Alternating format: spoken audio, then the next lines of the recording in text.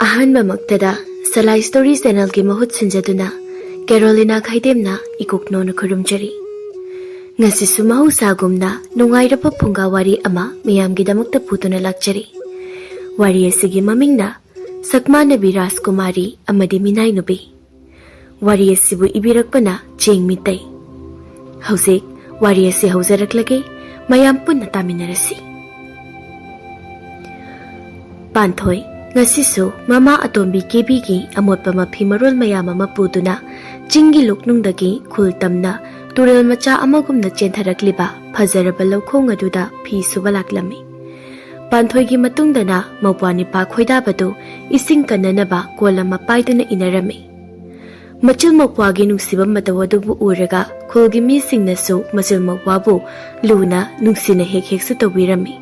Adubu Mama atombi kebigi mabuk phattaba machil kanba ikai khangdaba matawaduna khulgi misingna panthoiga khoidabagasi phana nungsirabasu mating pangbibadi karisu ngamlamde.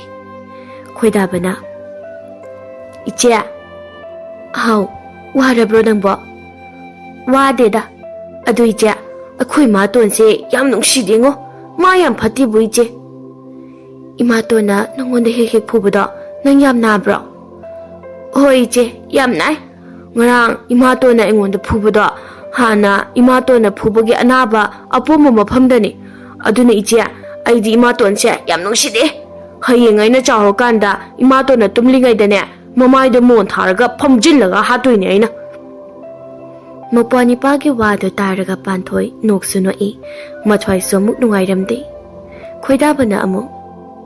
Adu ije, Ibanigi imado hauju phawba leramladi ichi ibani waroi ko imana ichi ibani yam luna su tawbini ko iche Panthoi mapi ira chena waroi imana luna su tawbini iche nang kapiro kapte iche kapti iche kapkanu ko hayenga na chawraga imaton sa phugairaga yumdagi tanthokraga ne Iche boyna yam luna tawbidoini ado iche ibanigi imado mabuk yamna phabra imatonga kanani hena masak phajageba phai ibanigi imado mabuk yamna phai masaksu yam phajai aduga ibanigi imadi imatonga changdamna gadabanati imadi laire pakta leibi mabuk phabi masak mataw yamna phajabi lairembiga changdamna gadabani Aduga ibanigi ipadi iche ipadi hinglida aduga ipasu mabuk yam phatte iche ibani bu yam phattaba imaton ge manakta dharamlaga chatkibadagi hoji phawba yumda halakte somdana imatona iche ibani minau deno thabaksu suhalli ochu oli phuchu yam phubi adu iche iche da imatona mai ajak pusingna phubada aduda sokpada phakhra baba hojisu mami tari braba iche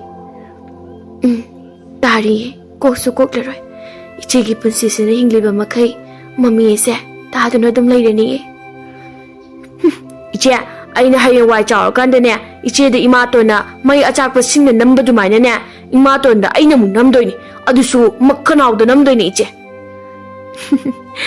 ipani pana chawk pangai bese iche di wa dawrida ado lao pising se sudok na batawrasi iche yumda su thabak ma malai horiba Hoi je namthi Haima kaidawrage khoidaba kaino nangna namthi ribo Imaton gi mafi marol je ai jam namthi bui je chegra unam name duga phaniksina amang ba jisin ba male As yare nangna marol ma kada kada iche dane imaton gi phiron sin do piro isi sudok lage ba kondu su piro iche ising soki Hayeng aina chawraga Aigi amang batay ba piro, ichigi amang batay ba piro, mayama mana, imato na suhandoy ni, yara di putat ka doy niya idi iche. Aigi ipasi, karatu na chawra di panida ko. Machil magpa, pisu na suna, wari kaya susana rami. Aduga amok, machil magpa na pisu ringay aduda, kulgi tabak suning daba, lamhen ba pakangari ba koy muso, mamana ba koydilga, pantoy lumba muglak lami. Aduga pantoy da, Nungsi pami haduna karem kathay narami. Khoy muna. Panthoi. Nangbu, kayam kuina, koimu aigi jamlaba thamu ishibu, wan kige haibano. Hai, wari bana punchido, koimu aida nungai hanbige haibani ne nangbo. Hai, kuide, nangshu aigi bating kara pangune. Aigi maru koimu na hairibase, singba chum mangaktani. Sing na hairibada, panthoi nangbu nungai na thambiba ngamgadabada pasi. Maliam sida, koimu khaktani ne. Manatana kanamata leite. Wait, Chahi Budi, no ipaga yan hanaramoiko. Hey, no Chahi do Mudena, Palacano, Kaya Kaibadani Koyan and Bo. I say, act the show kiva, Matanga di, Pajari the Yambakum. Koimunamo Kadi Kali Bantuinambo. Nothing bo, I hate Lapu Kudingi, Wakaya, acting under the boo, Kariginobo. Kari sungang labadi, nangi apama do isu kang nidana. Hey, kuya, nang aigi mating kara pangun hey. Aigi yamba koy muna haidi basi, asing madi pantoy. Nati nang bo, yamba koy musi, pambra pamda breba. Pamba di pamla moida, adu di isu kang. Nang darate, nupi amat na pamda bani, aigi yamba koy musi. Ming budi, koy mu ko wani. Asing madi di mai maming say, angang jabi karong gadang. Koimuna sauna. Koren, nang ise, aigi mateng panglibra. Natraga, aigi apamabu tugairibro, ha? Iyamba, iyamagi mateng pangjabani. Aduda kari. Aduda, panthoi pishuba loiduna chatkre hage tawjabani iyamba koimu. Ha, panthoi chakreba. Ada chatlerini. Panthoi, ngai khone, nang ye simba wamadadi harimuni nangbo. Yama Kumusi, Pontui Dana Crini. Ya, see, I like the Buddha. Saktani, Pana Kabi, Manke. Ainishu Mangundagi, Limja Java Pangidana, Tinabi Bishida, Mane, she, Magi Minainupi Kali. Aduga, much Pajagrabi, Mabu Pausu Pagrabi Bandu Shibu, Mangun the lady Nunga Tambidigai. What tea were there? The Wu, Kumusi, Madam Sakaludre. Aduga, Logyam Java, Nuai Papa Sangaleba, Imungi Masam Sugway. Pantuiju, Parga Wiki the Napago. I'm the Tanragi look at he. Querina Tanaduna Yang Beda, Koimuto, Pantoina Kupakna Tarambagi, Makazai Nama Amapairaga, Leptona Lerami. Madu Ubada Querina Sinsinduna. Yamba, Kaidore, Kazaina Mapairaga, Leptona Lerm de Bashibo. Kazaina Masishu, Nani Sibu. Nate, Yambada, Pantui no Kupanaga Taram Librame. Pantugi Kudang Pagi the Rubagi, Pantui name on the Kupana Taram Habsha. Korean he can't keep it in it. Hoying Nungalak Pada, Kulikai, but ya, hit a louder. The Naibu Korean the Kari Hinakum Godoribunary. Kidorugi Yambakumo Yambana, 2 minutes of Labidi Basibo. So that. Pantuini Yambada Kupana so in the Taramlani. Hey, don't hey. Pantuina boo, Mapure burg, the river, Queen on the book, Kupana Tagado. Kupana Taramanatini Queria. Natama Pantuina, no shame. I Kazashi the Kujin Siglambadina. Adugine, I Kazashi, Tangang Libusi. Wari Kadiamanang Shuba. Hey. Wari ka di buka di no kwaya. Ay na hari bisi asing benine. Madi ngan ke ingonda wa ke angang de di ikai bugi oram de na. Nupi hari sini ne ikai tikan badai ba. Aduga ay khazai da mana chiklam li basu shine nang yaw da bugi ne mi. Nang yawram ladi ay khazai sei chikling la basu ikai de na shik bi de chikidori bine. Ado na di nai he. Ta di ta chakidre dai bo. Hey, Kari Mukhalibano, La Unia, Nashidi, Nayamba, you are Kalche, Yam, I win a minute. Aduna, Nayamba and Muna, no pain you, Peter Kin and Bo. I send you Yamba. Ado, John of Shiko, you want to do 2 Nashido Maliba. Asumna, Namit Karani Amuk Cree, Adubu Pantoi Machilmo Pabo, Mamaton Kebina, Otpadi, no Monomogistum Hengalakli. ꯁꯤꯗ ꯅꯠꯇꯅ ꯈꯣꯏꯃꯨꯅ ꯃꯃꯥꯇꯣꯟ ꯀꯦꯕꯤꯗ ꯊꯦꯝꯗꯨꯅ ꯇꯨꯃꯤꯟ ꯇꯨꯃꯤꯟꯅ ꯁꯦꯟ ꯄꯤꯗꯨꯅ ꯁꯅꯥ ꯁꯥꯕꯤꯗꯨꯅ ꯃꯐꯤ ꯃꯔꯣꯜ ꯑꯍꯟꯕ ꯂꯩꯕꯤꯗꯨꯅ ꯄꯥꯟꯊꯣꯏꯕꯨ ꯈꯣꯏꯃꯨꯗ ꯄꯤꯅꯅꯕ ꯍꯥꯏꯔꯝꯃꯤ꯫ ꯑꯗꯨꯅ ꯀꯦꯕꯤꯁꯨ ꯄꯥꯟꯊꯣꯏꯕꯨ ꯈꯣꯏꯃꯨꯒꯤ ꯃꯤꯆꯪ ꯆꯪꯗꯨꯅ ꯌꯨꯝꯗꯒ ꯇꯣꯏꯅ ꯀꯧꯗꯨꯅ ꯄꯥꯟꯊꯣꯏꯒ ꯎꯅꯅꯕ ꯁꯤꯜꯂꯝꯃꯤ꯫ ꯑꯗꯨꯕꯨ ꯄꯥꯟꯊꯣꯏꯅ ꯈꯣꯏꯃꯨ ꯍꯦꯛ ꯂꯥꯛꯄꯒ ꯃꯧꯄ꯭ꯋꯥꯅꯤꯄꯥ ꯈꯣꯏꯗꯥꯕꯕꯨ ꯄꯨꯗꯨꯅ ꯌꯨꯝꯗꯒꯤ ꯍꯦꯛ ꯍꯦꯛ ꯊꯣꯛꯇꯨꯅ ꯂꯩꯀꯥꯏꯒꯤ ꯃꯃꯥꯕꯣꯛ ꯇꯣꯝꯕꯤ ꯍꯣꯏꯗ ꯂꯣꯠꯇꯨꯅ ꯍꯦꯛ ꯍꯦꯛ ꯂꯩꯔꯝꯃꯤ꯫ ꯑꯗꯨꯕꯨ ꯅꯣꯡꯃꯗꯤ ꯈꯣꯏꯃꯨꯅ ꯀꯦꯕꯤꯗ ꯄꯥꯟꯊꯣꯏ ꯃꯉꯣꯟꯗ ꯄꯤꯕ ꯉꯝꯗꯦ, ꯑꯗꯨꯅ ꯃꯥꯅ ꯄꯤꯈꯤꯕ ꯁꯦꯟ, ꯁꯅꯥ ꯑꯃꯗꯤ ꯐꯤꯔꯣꯜꯁꯤꯡ ꯑꯗꯨ ꯍꯟꯇꯣꯔꯛꯎ ꯍꯥꯏꯗꯨꯅ ꯀꯦꯕꯤꯗ ꯌꯥꯝ ꯁꯥꯎꯔꯝꯃꯤ꯫ ꯑꯗꯨꯅ ꯀꯦꯕꯤꯗꯣ ꯄꯥꯟꯊꯣꯏꯗ ꯌꯥꯝꯅ ꯁꯥꯎꯔꯝꯃꯤ꯫ "ꯈꯪꯅꯤꯗꯅ ꯉꯁꯤꯗꯤ ꯑꯩꯅ ꯉꯝꯕ꯭ꯔꯥ ꯃꯆꯤꯜ ꯃꯧꯄ꯭ꯋꯥꯅ ꯉꯝꯕ꯭ꯔꯥ ꯍꯥꯏꯕꯗꯣ ꯌꯦꯡꯒꯦꯕ꯫ ꯑꯗꯨꯒꯅꯦ ꯈꯣꯏꯃꯨ, ꯅꯪꯅꯦ ꯍꯣꯔꯦꯟ ꯅꯨꯃꯤꯗꯥꯡ ꯈꯨꯟꯒꯤ ꯃꯤꯁꯤꯡꯅ ꯇꯨꯝꯅꯈꯤꯕ ꯃꯇꯝꯗꯣ ꯅꯪ ꯑꯩꯈꯣꯏꯗ ꯂꯥꯛꯑꯣ꯫ ꯑꯗꯨꯒꯅꯦ ꯄꯥꯟꯊꯣꯏꯁꯦ ꯐꯥꯒꯦꯔꯥ ꯄꯨꯟꯒꯦꯔꯥ ꯅꯪꯅ ꯊꯣꯛꯄ ꯄꯨꯖꯈ꯭ꯔꯣ꯫ ꯑꯗꯨꯒꯤ ꯃꯈꯥ ꯇꯥꯕꯗꯤꯅꯦ ꯑꯩ ꯇꯧꯒꯦ." "ꯁꯦꯡꯗꯤ ꯁꯦꯡꯂꯦ ꯀꯣꯏꯇꯩꯕ, ꯉꯁꯤꯒ ꯁꯣꯏꯔꯕꯗꯤꯅꯦ ꯈꯣꯏꯃꯨ ꯑꯩꯕꯨ ꯐꯠꯇꯦ ꯍꯥꯏꯒꯅꯨꯀꯣ꯫ ꯁꯨꯡꯁꯣꯏ ꯍꯦꯛ ꯁꯣꯏꯔꯣꯏꯁꯦ꯫ ꯉꯁꯤꯗꯤꯅꯦ ꯅꯪ ꯍꯣꯔꯦꯟ ꯑꯩꯅ ꯍꯥꯏꯕ ꯃꯇꯝꯗꯨꯗ ꯂꯥꯛꯇ ꯂꯥꯛꯑꯣ ꯏꯕꯨꯡꯉꯣ." ꯈꯣꯏꯃꯨ ꯌꯥꯝ ꯍꯔꯥꯎꯅ "ꯅꯨꯡꯉꯥꯏꯔꯦꯗ, ꯉꯁꯤꯗꯤ ꯄꯥꯟꯊꯣꯏꯁꯦ ꯑꯩꯒꯤ ꯑꯣꯏꯗꯧꯔꯕꯀꯣ꯫ ꯑꯗꯨꯗꯤ ꯈꯣꯏꯔꯦꯟ ꯍꯧꯔꯒ ꯌꯨ ꯈꯔ ꯍꯥꯟꯅ ꯊꯛꯂꯨꯒꯦꯗꯩ." ꯈꯣꯏꯃꯨ ꯌꯥꯝ ꯍꯔꯥꯎꯅ ꯆꯠꯈꯤ, ꯑꯗꯨꯒ ꯈꯣꯏꯔꯦꯟ ꯍꯧꯔꯒ ꯌꯨꯁꯨ ꯊꯛꯃꯤꯟꯅꯔꯝꯃꯤ꯫ ꯌꯨ ꯊꯛꯅ ꯊꯛꯅ ꯈꯣꯏꯃꯨꯅ ꯍꯔꯥꯎꯃꯟꯗꯅ ꯈꯣꯏꯔꯦꯟꯗ ꯍꯣꯔꯦꯟꯗꯤ ꯄꯥꯟꯊꯣꯏ ꯐꯥꯔꯒ ꯂꯧꯒꯅꯤ ꯍꯥꯏꯗꯨꯅ ꯋꯥꯔꯤ ꯂꯤꯊꯣꯛꯂꯝꯃꯤ꯫ ꯈꯣꯏꯃꯨꯒꯤ ꯋꯥꯗꯨ ꯍꯦꯛ ꯇꯥꯕꯗ ꯈꯣꯏꯔꯦꯟ ꯇꯥꯠ ꯇꯧꯁꯤꯟꯅꯗꯨꯅ ꯈꯣꯏꯃꯨ ꯃꯊꯟꯇ ꯊꯥꯗꯣꯛꯂꯝꯃꯤ, ꯑꯗꯨꯒ ꯄꯥꯟꯊꯣꯏꯕꯨ ꯊꯤꯕ ꯂꯥꯛꯂꯝꯃꯤ꯫ ꯄꯥꯟꯊꯣꯏꯁꯨ ꯈꯨꯜꯒꯤ ꯄꯨꯈ꯭ꯔꯤꯗ ꯏꯁꯤꯡ ꯁꯣꯛꯇꯨꯅ ꯂꯩꯔꯝꯕ ꯊꯦꯡꯅꯕꯗꯒꯤ ꯈꯣꯏꯔꯦꯟꯅ ꯄꯥꯟꯊꯣꯏꯒꯤ ꯃꯅꯥꯛꯇ ꯆꯪꯗꯨꯅ ꯈꯣꯏꯃꯨꯅ ꯍꯥꯏꯔꯛꯄ ꯋꯥꯔꯤ ꯄꯨꯝꯕ ꯇꯝꯂꯝꯃꯤ꯫ "ꯏꯆꯟ ꯄꯥꯟꯊꯣꯏ, ꯅꯪ ꯑꯩꯅ ꯍꯥꯏꯔꯤꯕꯁꯤ ꯊꯥꯖꯧ꯫ ꯅꯪ ꯌꯥꯔꯒꯗꯤ ꯅꯧꯄ꯭ꯋꯥ ꯅꯤꯄꯥꯗꯨ ꯄꯨꯔꯒꯅꯦ ꯑꯔꯥꯞꯄ ꯃꯔꯤ ꯃꯇꯥ ꯑꯃꯒꯤ ꯌꯨꯝꯗ ꯃꯇꯝ ꯈꯔ ꯂꯣꯠꯂꯒ ꯂꯩꯔꯨꯆꯣ꯫ ꯅꯠꯇ꯭ꯔꯕꯗꯤ ꯅꯪ ꯉꯁꯤ ꯅꯃꯥꯇꯣꯟꯒ ꯃꯥꯟꯅꯔꯒꯅꯦ ꯈꯣꯏꯃꯨꯅ ꯅꯪ ꯁꯣꯏꯗꯅ ꯐꯥꯈ꯭ꯔꯅꯦꯕ." "ꯏꯕꯨꯡ ꯈꯣꯏꯔꯦꯟ, ꯏꯕꯨꯡꯅ ꯍꯥꯏꯔꯤꯕ ꯋꯥꯁꯤꯕꯨ ꯑꯆꯨꯝꯕ꯭ꯔꯅꯤ ꯏꯕꯨꯡ?"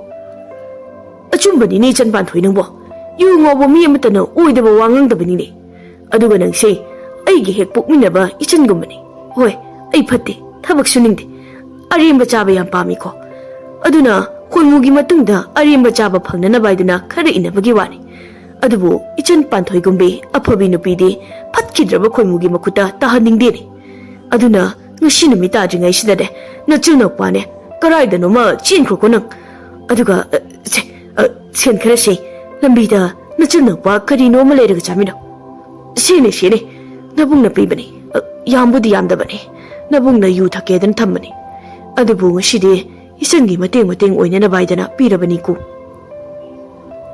ꯋꯥꯍꯩꯁꯤꯡ ꯑꯁꯦ ꯍꯥꯏꯔꯝꯂꯒ ꯈꯣꯏꯔꯦꯜ ꯑꯃꯨꯛ ꯆꯠꯈ꯭ꯔꯦ, ꯑꯗꯨꯒ ꯄꯥꯟꯊꯣꯏꯁꯨ ꯌꯨꯝꯗ ꯏꯁꯤꯡ ꯁꯣꯛꯇꯨꯅ ꯀꯥꯔꯛꯂꯤ꯫ ꯉꯁꯤꯗꯤ ꯃꯃꯥ ꯑꯇꯣꯝꯕꯤ ꯀꯦꯕꯤꯁꯨ ꯄꯥꯟꯊꯣꯏ ꯃꯆꯤꯜ ꯃꯧꯄ꯭ꯋꯥꯕꯨ ꯌꯥꯝ ꯂꯨꯅ ꯇꯧꯏ꯫ ꯑꯗꯨꯅ ꯄꯥꯟꯊꯣꯏ ꯈꯣꯏꯔꯦꯟꯅ ꯍꯥꯏꯔꯝꯕ ꯑꯗꯨꯁꯨ ꯆꯤꯡꯅꯕ ꯍꯦꯜꯂꯛꯂꯝꯃꯤ꯫ ꯑꯗꯨꯅ ꯄꯥꯟꯊꯣꯏ ꯅꯨꯃꯤꯗꯥꯡ ꯋꯥꯏꯔꯝꯒꯤ ꯃꯇꯝꯗ ꯃꯃꯥ ꯑꯇꯣꯝꯕꯤ ꯀꯦꯕꯤꯅ ꯎꯗ꯭ꯔꯤꯉꯩꯗ ꯃꯧꯄ꯭ꯋꯥ ꯅꯤꯄꯥ ꯄꯨꯗꯨꯅ ꯌꯨꯝꯗꯒꯤ ꯆꯦꯟꯈꯤꯅꯕ ꯊꯧꯔꯥꯡꯂꯝꯃꯤ꯫ ꯃꯗꯨꯗ ꯃꯃꯥꯇꯣꯟ ꯀꯦꯕꯤꯅ ꯈꯪꯍꯧꯗꯨꯅ ꯏꯃꯨꯡꯗ ꯆꯪꯂꯛꯇꯨꯅ, "ꯅꯆꯤꯜ ꯅꯧꯄ꯭ꯋꯥꯗꯤ ꯀꯗꯥꯏꯗ ꯆꯠꯇꯧꯔꯤꯕ? ꯆꯠꯄ ꯌꯥꯔꯣꯏ, ꯆꯠꯄ ꯌꯥꯔꯣꯏ, ꯆꯪꯉꯨ, ꯆꯥꯛꯁꯪꯗ ꯆꯪꯉꯨ, ꯑꯗꯨꯒꯅꯦ ꯆꯥꯛ ꯊꯣꯡꯅꯅꯕ ꯇꯧꯔꯨꯆꯣ." ꯄꯥꯟꯊꯣꯏꯅ ꯅꯣꯛꯁꯤꯟꯅꯔꯒ, "ꯏꯃꯥꯇꯣ, ꯀꯩꯊꯦꯜꯗꯒꯤ ꯉꯥ ꯃꯆꯥ ꯑꯃ ꯂꯩꯔꯨꯒꯦ ꯇꯧꯕꯅꯤ." "ꯀꯔꯤꯕ? ꯀꯩꯊꯦꯜꯗꯒꯤ ꯉꯥ ꯃꯆꯥ ꯑꯃꯇ ꯂꯩꯔꯨꯒꯦꯕ? ꯅꯪꯗꯤ ꯀꯗꯥꯏꯗꯒꯤ ꯁꯦꯟꯅ ꯉꯥ ꯂꯩꯗꯣꯔꯤꯕ?" "ꯏꯕꯨꯡ ꯈꯣꯏꯃꯨꯅ ꯉꯁꯥꯏ ꯈꯨꯟꯒꯤ ꯄꯨꯈ꯭ꯔꯤꯗ ꯏꯁꯤꯡ ꯁꯣꯛꯂꯤꯉꯩꯗ ꯉꯥ ꯆꯥꯎ ꯍꯥꯏꯗꯅ ꯁꯦꯟ ꯈꯔ ꯄꯤꯔꯝꯕꯅꯤ꯫ ꯍꯣꯔꯦꯟ ꯏꯕꯨꯡ ꯈꯣꯏꯃꯨꯗ ꯑꯩꯈꯣꯏꯗ ꯆꯥꯛ ꯆꯥꯕ ꯂꯥꯛꯀꯅꯤꯅꯁꯨ ꯍꯥꯏꯔꯝꯃꯤ ꯏꯃꯥꯇꯣꯟ꯫ ꯑꯗꯨꯒꯅꯦ ꯍꯣꯔꯦꯟ ꯏꯕꯨꯡ ꯈꯣꯏꯃꯨꯅ ꯑꯩꯈꯣꯏꯗ ꯂꯥꯛꯄꯗ ꯀꯔꯤ ꯀꯔꯤꯅꯣ ꯈꯔꯁꯨ ꯄꯨꯔꯛꯀꯅꯤꯗꯅ ꯍꯥꯏꯔꯝꯃꯤ ꯏꯃꯥꯇꯣꯟ." ꯀꯦꯕꯤ ꯌꯥꯝꯅ ꯍꯔꯥꯎꯅ, "ꯑꯁꯦꯡꯕ꯭ꯔꯅꯦ ꯄꯥꯟꯊꯣꯏ ꯅꯪꯅ ꯍꯥꯏꯔꯤꯕꯗꯨꯕꯣ?" "ꯑꯁꯦꯡꯕꯅꯤ ꯏꯃꯥꯇꯣꯟ, ꯑꯗꯨꯒꯤꯅꯤ ꯑꯩꯅ ꯀꯩꯊꯦꯜꯗꯒꯤ ꯉꯥ ꯂꯩꯔꯨꯒꯦꯅ ꯇꯧꯔꯝꯂꯤꯁꯦ꯫ ꯊꯦꯡꯈ꯭ꯔꯗꯤ ꯍꯣꯔꯦꯟ ꯏꯕꯨꯡ ꯈꯣꯏꯃꯨꯅ ꯑꯃꯨꯛ ꯁꯥꯎꯒꯗ꯭ꯔꯥꯅ." "ꯑꯣ, ꯆꯠꯊꯣꯛꯎꯔꯣ ꯆꯠꯊꯣꯛꯎꯔꯣ, ꯅꯕꯨꯡ ꯈꯣꯏꯃꯨ ꯁꯥꯎꯍꯟꯕ ꯌꯥꯕ ꯅꯠꯇꯦꯀꯣ꯫ ꯉꯥꯏꯈꯣ, ꯁꯦꯟꯁꯦ ꯈꯔꯁꯤꯒ ꯄꯥꯏꯁꯤꯟꯈꯣ, ꯑꯗꯨꯒꯅꯦ ꯉꯥ ꯃꯆꯥ ꯂꯩꯔꯛꯀꯅꯨ, ꯑꯆꯧꯕ ꯑꯃ ꯂꯩꯔꯛꯎꯀꯣ꯫ ꯆꯠꯂꯣ, ꯊꯦꯡꯈ꯭ꯔꯅꯤ." "ꯍꯣꯏ ꯏꯃꯥꯇꯣꯟ, ꯂꯥꯛꯑꯣ ꯏꯕꯨꯡꯉꯣ, ꯉꯥ ꯑꯃꯨꯛ ꯐꯪꯍꯧꯔꯣꯏ." ꯈꯣꯏꯗꯥꯕꯗꯤ ꯏꯉꯛꯉꯛꯅ, "ꯏꯆꯦꯕꯨ ꯉꯁꯥꯏꯗꯤ ꯀꯗꯥꯏꯗꯅꯣꯃ ꯆꯠꯅꯤꯅ ꯍꯥꯏꯗꯥꯏꯅꯦ, ꯑꯗꯨꯒ ꯌꯨꯝꯗ ꯑꯃꯨꯛ ꯍꯟꯅꯁꯨ ꯍꯜꯂꯛꯂꯔꯣꯏ ꯍꯥꯏꯅꯁꯨ, ꯑꯗꯨꯒ ꯍꯧꯖꯤꯛꯅ ꯏꯃꯥꯇꯣꯟꯗ ꯀꯩꯊꯦꯜ ꯆꯠꯅꯤꯅ ꯄꯥꯟꯊꯣꯏꯅ ꯃꯧꯄ꯭ꯋꯥ ꯅꯤꯄꯥꯒꯤ ꯃꯆꯤꯟ ꯑꯗꯨ ꯃꯦꯟꯗꯨꯅ ꯏꯕꯨꯡꯉꯣ ꯅꯪꯕꯨ ꯇꯨꯃꯤꯟꯅ ꯑꯃꯨꯛꯇ ꯂꯩꯕ ꯀꯩꯗꯧꯕꯒꯦ ꯂꯥꯛꯑꯣ ꯈꯔ ꯊꯨꯅ ꯆꯠꯁꯤ ꯀꯦꯕꯤ ꯍꯥꯏꯐꯦꯠ ꯆꯤꯡꯅꯔꯞꯅ ꯀꯔꯤꯅꯣ ꯍꯧꯖꯤꯛ ꯈꯣꯏꯗꯥꯕꯅ ꯃꯆꯦꯗ ꯍꯥꯏꯔꯤꯕ ꯋꯥꯗꯨꯕꯣ ꯑꯗꯨꯒ ꯀꯔꯤꯒꯤ ꯃꯆꯦꯅ ꯈꯣꯏꯗꯥꯕꯒꯤ ꯃꯆꯤꯟ ꯃꯦꯜꯂꯤꯕ ꯀꯦꯕꯤ ꯆꯤꯡꯅꯅ ꯃꯀꯣꯛ ꯈꯣꯠꯇꯨꯅ ꯃꯆꯤꯟ ꯃꯧꯄ꯭ꯋꯥꯅ ꯊꯣꯡꯒꯥꯜꯂꯣꯝꯗ ꯊꯣꯛꯈꯤꯕ ꯑꯗꯨ ꯌꯦꯡꯗꯨꯅ ꯂꯩꯍꯧꯏ ꯃꯇꯝꯅ ꯁꯨꯝ ꯊꯤꯡꯖꯤꯟꯈꯤꯕꯅ ꯅꯨꯃꯤꯠ ꯇꯥꯗꯨꯅ ꯄꯨꯛꯃꯝꯃꯝꯂꯕ ꯐꯥꯎꯕ ꯄꯥꯟꯊꯣꯏ ꯃꯆꯤꯟ ꯃꯧꯄ꯭ꯋꯥꯗꯨ ꯌꯨꯝꯗ ꯍꯜꯂꯛꯃꯟꯗꯕꯗꯒꯤ ꯀꯦꯕꯤ ꯄꯥꯈꯠꯈꯤꯗꯨꯅ ꯈꯣꯏꯃꯨ ꯊꯤꯗꯨꯅ ꯊꯣꯔꯛꯂꯝꯃꯤ ꯈꯣꯏꯃꯨꯁꯨ ꯌꯨ ꯉꯥꯎꯔꯤ ꯈꯨꯜꯒꯤ ꯂꯝꯕꯤ ꯃꯇꯥꯏꯗ ꯈꯣꯏꯔꯦꯟꯒ ꯐꯝꯗꯨꯅ ꯂꯝꯕꯤꯗ ꯃꯤ ꯑꯔꯥꯛ ꯑꯔꯥꯛꯄꯗ ꯈꯠꯅꯕ ꯍꯧꯗꯨꯅ ꯂꯩꯔꯝꯃꯤ ꯏꯁ ꯌꯦꯡꯉꯨꯅꯦ ꯁꯦ ꯑꯩꯅ ꯁꯣꯝꯗ ꯄꯥꯟꯊꯣꯏ ꯌꯨꯝꯗ ꯍꯜꯂꯛꯇꯕꯒꯤ ꯃꯊꯥ ꯁꯥꯔꯤ ꯑꯗꯨꯒ ꯃꯥꯅ ꯊꯛꯆꯤꯟ ꯆꯥꯁꯤꯜꯂꯒ ꯂꯝꯕꯤꯗ ꯂꯥꯛꯄ ꯃꯤꯗ ꯈꯠꯅꯕ ꯍꯧ ꯂꯩꯔꯦꯅꯦ ꯁꯦ ꯍꯥꯏ ꯈꯣꯏꯃꯨ ꯑꯗꯨꯅꯗꯤꯅꯦ ꯅꯄꯨꯟꯁꯤ ꯆꯨꯞꯄ ꯂꯩꯔꯥꯡ ꯑꯃꯠꯇ ꯐꯪꯂꯣꯏꯅꯦ ꯅꯃꯤꯡꯗꯕꯨ ꯈꯣꯏꯃꯨ ꯀꯧꯕꯒꯤ ꯋꯥꯅꯤ ꯑꯁꯦꯡꯕꯒꯤꯗꯤ ꯅꯪꯒꯤ ꯅꯃꯤꯡꯁꯦ ꯎꯆꯨꯛ ꯀꯧꯔꯝꯒꯗꯕꯅꯤ ꯏꯕꯨꯡꯉꯣ ꯈꯣꯏꯃꯨ ꯌꯥꯝ ꯁꯥꯎꯅ ꯀꯅꯥꯅꯣ ꯀꯔꯥꯏ ꯅꯨꯄꯤꯅꯣ ꯈꯣꯏꯃꯨ ꯑꯩꯉꯣꯟꯗ ꯑꯁꯨꯃꯥꯏꯅ ꯍꯥꯏꯕꯗꯤ ꯅꯪ ꯍꯧꯖꯤꯛ ꯐꯥꯔꯒ ꯂꯧꯊꯣꯛ ꯍꯥꯏꯕ꯭ꯔꯣ ꯍꯥ ꯈꯣꯏꯔꯦꯟꯅ ꯑꯁꯤꯃꯗꯤ ꯅꯪꯅ ꯐꯥꯔꯒ ꯂꯧꯕ ꯌꯥꯔꯨꯏ ꯑꯁꯤꯗꯤ ꯄꯥꯟꯊꯣꯏꯒꯤ ꯃꯃꯥ ꯀꯦꯕꯤꯅꯤꯅꯦ ꯍꯣꯏ ꯄꯥꯟꯊꯣꯏ ꯐꯪꯍꯧꯗ꯭ꯔꯒꯗꯤ ꯏꯇꯩꯃ ꯀꯦꯕꯤꯁꯦ ꯂꯥꯏꯕꯛ ꯌꯦꯡꯕꯗꯤ ꯌꯥꯏ ꯏꯇꯩꯃ ꯀꯦꯕꯤꯁꯨ ꯏꯌꯥꯝꯕ ꯇꯣꯃꯥꯜꯗ ꯂꯪꯐꯩꯗ ꯊꯕꯛ ꯆꯠꯈꯤꯕꯗꯒꯤ ꯏꯇꯩꯃ ꯀꯦꯕꯤꯒꯤ ꯊꯃꯣꯏꯁꯦ ꯏꯅꯧ ꯅꯧꯈꯤꯜꯂꯛꯂꯤꯕꯅꯤ ꯁꯨꯝ ꯋꯥꯔꯤꯕ ꯑꯣꯏꯕ ꯀꯔꯤꯅꯣ ꯈꯣꯏꯔꯦꯟ ꯅꯪꯅ ꯉꯥꯡꯂꯤꯕꯗꯣ ꯅꯪ ꯅꯕꯨꯛꯇꯨꯗ ꯅꯦꯠꯂꯒ ꯑꯩꯅ ꯄꯤꯊꯛꯈꯤꯕꯁꯤꯡꯗꯣ ꯂꯧꯊꯣꯛꯑꯣ ꯍꯥꯏꯕ꯭ꯔꯣ ꯍꯥ ꯑꯗꯨ ꯏꯌꯥꯝꯕ ꯈꯣꯏꯃꯨ 이때이마 기비나 반토이기 말함데 까리놈 하이리시 하남다 따코니 낭보 나대 낭나 시다 와깔라독 얌나 눅아이니 레이리바두부 반토이두부 노이다 레호라브라 하이와니 까리노 데데마 반토이네기 염다 레이라가부 아이나 쿨락시다 라오 콩드나 미카나바 호로가 레이가드로 아도 이때이마나 하이리바 와시 반토이두 염다 레호데 까라이나 너무 sat그래 나들어가 롯그래 시로 하이스나디 반토이시 노이다 락데 레이디 시니냐 아스 아이나 징나리부시 좀 되다나 시랴 까리노 이때이마나 징나리부시 라데 아이게 반토이도 누빠마다 시엔그래 염다 락드래 시랍 에라 아두 오이라디 이때이마낭 끼해 까리마 웡마 떠노 ꯅꯪꯅ ꯍꯩꯄꯥ ꯁꯥꯗꯅ ꯄꯥꯟꯊꯣꯏꯗ ꯉꯥ ꯆꯥꯅꯤꯡꯉꯤ ꯉꯥ ꯂꯩꯔꯒ ꯊꯣꯡꯂꯝꯃꯨ ꯆꯥꯕ ꯂꯥꯛꯀꯅꯤꯗꯅ ꯀꯔꯤꯒꯤ ꯁꯦꯜ ꯄꯤꯔꯤꯕꯅꯣ ꯍꯧꯖꯤꯛꯇꯤ ꯉꯥꯅ ꯅꯟꯈ꯭ꯔꯕ꯭ꯔꯥ ꯂꯣꯠꯈ꯭ꯔꯕ꯭ꯔꯥ ꯅꯠꯇ꯭ꯔꯒ ꯑꯇꯣꯞꯄ ꯅꯨꯄꯥ ꯑꯃꯗꯒ ꯆꯦꯟꯈ꯭ꯔꯕ꯭ꯔꯥ ꯍꯥꯏꯕꯗꯣ ꯈꯪꯗ꯭ꯔꯦꯗꯅ ꯁꯦ ꯀꯔꯤꯅꯣ ꯏꯇꯩꯃꯅ ꯑꯩꯉꯣꯟꯗ ꯍꯥꯏꯕꯤꯔꯤꯕꯁꯤꯡ ꯑꯗꯨꯕꯣ ꯑꯩ ꯎꯕꯗ ꯋꯥ ꯃꯆꯦꯠ ꯑꯃ ꯐꯥꯎꯕ ꯉꯥꯡꯕ ꯉꯝꯗꯕ ꯑꯩ ꯎꯕꯗ ꯇꯤꯟ ꯁꯤꯠꯄ ꯑꯩꯉꯣꯟꯗ ꯈꯨꯄꯥꯛꯅ ꯊꯥꯕ ꯉꯝꯕ ꯄꯥꯟꯊꯣꯏꯗꯨꯗ ꯑꯩꯅ ꯃꯇꯧ ꯀꯔꯝꯅ ꯉꯥ ꯆꯥꯅꯤꯡꯉꯤ ꯉꯥ ꯂꯩꯌꯣꯗꯅ ꯁꯦꯟ ꯄꯤꯒꯗꯧꯔꯤꯕꯅꯣꯕ